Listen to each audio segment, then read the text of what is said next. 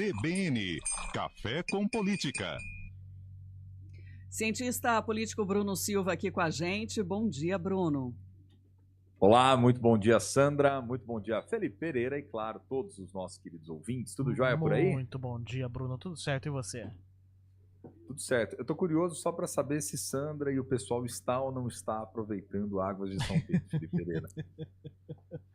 Olha, temos informações de que sim. A gente aproveita sim, de qualquer jeito, viu, Bruno? Não, eu tô brincando, fiquei feliz, porque pro nosso querido ouvinte que tá do outro lado, o povo que trabalha esse, né? Vocês trabalham demais, gente. Enquanto isso, o Bruno viaja, né? Porque ele foi pra Rondônia, viajou 2 milhões de quilômetros nos últimos 7 dias, né? Trabalhando. Então, trabalhando também. Estamos trabalhando também. Política não para, gente. Vamos que vamos. A política não para, e ainda falando do processo eleitoral, viu, Bruno? Porque lá na cidade de Rio Claro, a Câmara de Vereadores tem, de novo, uma nova configuração após recontagem de votos das eleições.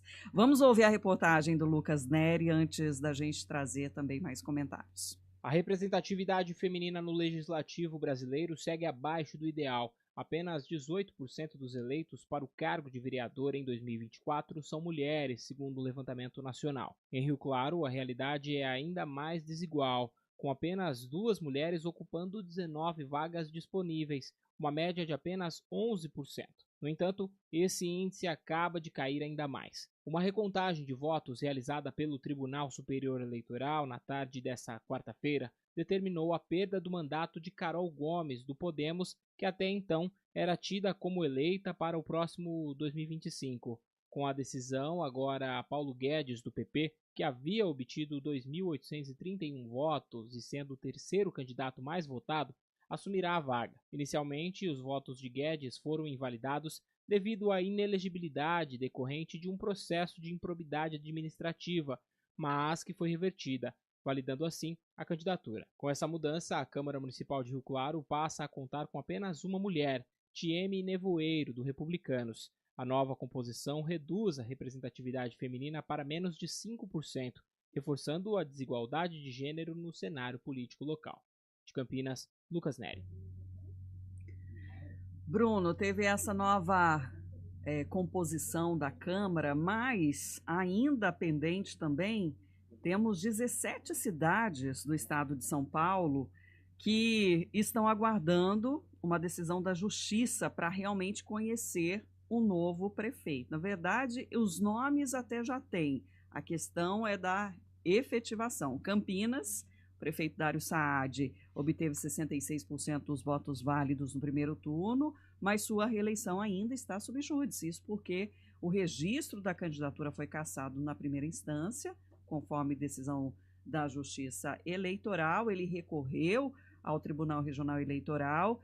Como o recurso interposto por ele tem efeito suspensivo, né, que suspende os efeitos da decisão anterior, o prefeito, então, pode ser proclamado eleito, diplomado, tomar posse, porém, se em qualquer momento a cassação for mantida por decisão colegiada do TRE, ele terá que deixar o cargo e uma nova eleição teria que ser convocada, a não ser que o candidato obtenha efeito suspensivo mesmo em um novo recurso. E tem outras. Jundiaí também, aqui na nossa região, né, na disputa do segundo turno, havia 2 cidades, né, tanto Jundiaí quanto Mauá, com candidatura subjúdice, mas apenas em um candidato com registro indeferido se elegeu, que foi o caso de Jundiaí. O prefeito que obteve o segundo lugar no primeiro turno do município foi o primeiro colocado na votação, então, do último domingo. Gustavo Martinelli, do União Brasil, garantiu os votos válidos, 58%. Como o registro está sob júdice, ele não é proclamado eleito, se não conseguir reverter a situação na justiça. E outros mais, Bruno. E tem Tuiuti ainda na história, né? Também, né? Tuiuti ainda não sabe. Tuiuti foi no primeiro turno e ainda não sabe quem é o prefeito.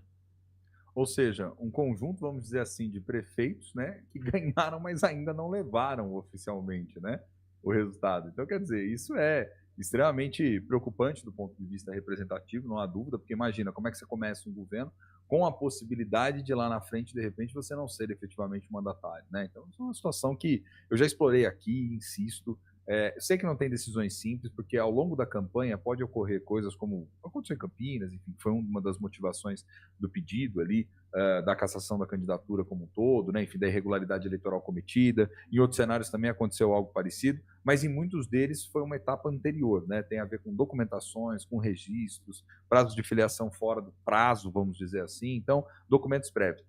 O que me leva a acreditar que, hora ou outra, nós sempre vamos ter algumas situações delicadas, mas não dá para ser nessa proporção e nessa repetição que a gente tem visto em termos eleitorais como um todo, né? É óbvio que a justiça precisa ser muito mais rápida e muito mais célere, só que também os prazos têm que ajudar, né, a justiça eleitoral. Acho que esse prazo é um prazo extremamente curto do ponto de vista do que você tem para fazer o registro, passar pela convenção, campanha na rua e depois as eleições como um todo, né? Então, tomara, e eu acho que deveria ser até como princípio, por exemplo, antes de finalizar o ano, todos os processos finalizados, onde já não se cabe mais recurso, para poder ter a tranquilidade de quem for começar o ano de 2025 efetivamente ser o mandatário ou a mandatária que vai tocar em diante, né?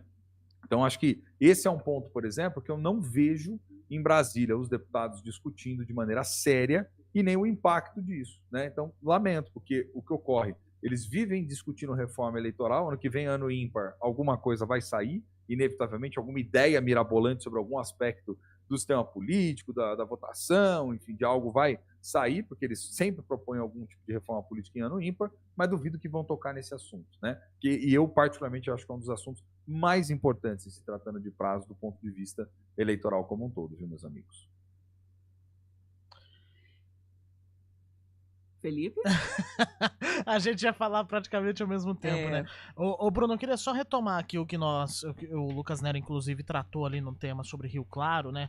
Com relação à retotalização dos votos. Isso também é uma outra coisa que faz esse esquema do ganhou, mas não levou, né? Porque acaba Exato. frustrando, no caso, uma vereadora que foi atingida diretamente com essa decisão, que ela tinha o cargo, comemorou o cargo no domingo da eleição, e agora não tem mais.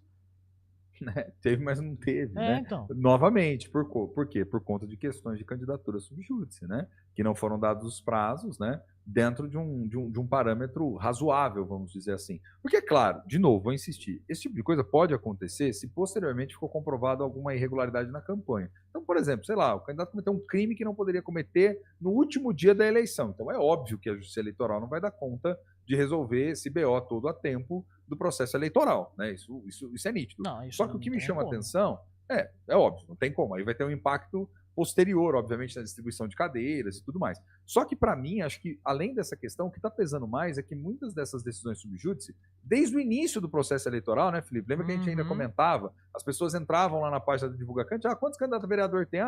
300 e pouco, 400 e pouco. Aí quando você ia ver, já tinha vários que estavam ali subjúdice desde o início. Ou seja, por questões de documentação. E o prazo não rolava, não organizava, não finalizava. Então eu acho que é essa celeridade que a gente precisa ter cada vez mais com o processo eleitoral como um todo. Porque senão vira essa bagunça toda mesmo, né? E aí, hora ou outra, a gente vê uma mudança daqui, mudança dali, muda a configuração, porque no caso do Poder Legislativo afeta tudo, né? Uma votação que é considerada subjúdice e depois, por exemplo, os votos venham a ser anulados, né? Porque é alguém que não estaria concorrendo e que recebeu os votos, ele passa a contar como votos nulos, né? Pois é. Porque a pessoa foi lá e votou no candidato. Ele não está mais na listagem, passou a contar depois, posteriormente, com a decisão da justiça, como voto nulo. Isso impacta toda a distribuição, porque o cálculo é partidário, né, nesse caso. Então, acho que tem que evitar esse tipo de dor de cabeça, esse prejuízo do ponto de vista representativo, porque, obviamente, o cidadão não vai ter culpa. O cidadão vai ver o candidato fazendo campanha, se gostou, se simpatizou, vai votar e vai seguir o barco, né? Essa não é uma culpa que o eleitor deve carregar, porque não é culpa Certamente dele. não. Certamente não é uma culpa que o eleitor carrega. Bruno Silva, muito obrigado, viu, pelo café de hoje. Amanhã a gente volta, hein? Amanhã sextou. Amanhã sextou, amanhã a gente volta com força. A gente ainda comenta essa semana também decisões da Câmara, né? Ontem estava animado o clima lá, né, meu povo? Ontem foi mais animadinho lá. A oposição e a situação, em alguns momentos ali, trocando farpas, né, com a galera nas galerias. Vibrando, a gente comenta melhor com mais calma. Vamos amanhã com calma nisso. Até amanhã. Até. Valeu, gente. Abração. Até, Bruno.